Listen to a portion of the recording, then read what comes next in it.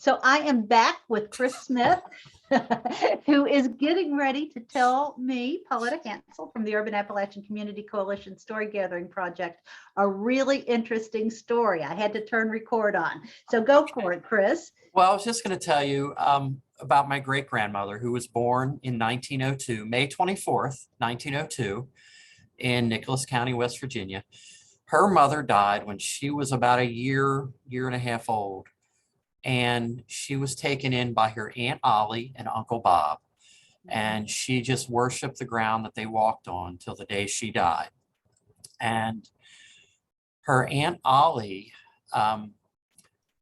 came into the family, and they were neighbors, basically, is what they were. And they agreed to raise little Ethel.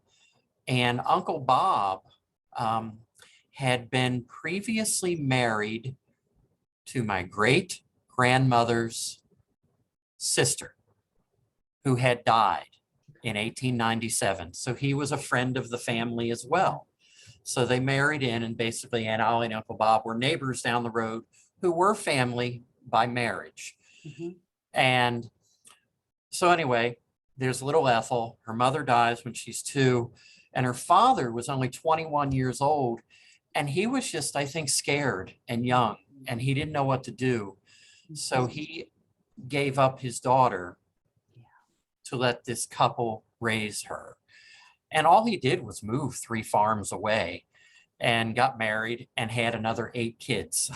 Oh my goodness. So he wasn't that scared. Not that scared. He got his courage.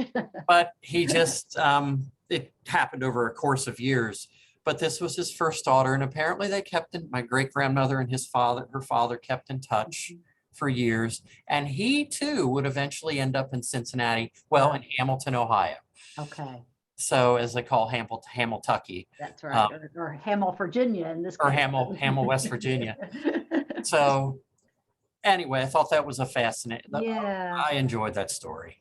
Yeah. I hope that makes sense on the other end. I think it definitely does. That's a lovely story about your great grandma. So any other stories before we sign I'll off? stop there, and I thank you again for listening. I appreciate it. Thank you, Chris. You are wonderful. Thank you, Pauletta.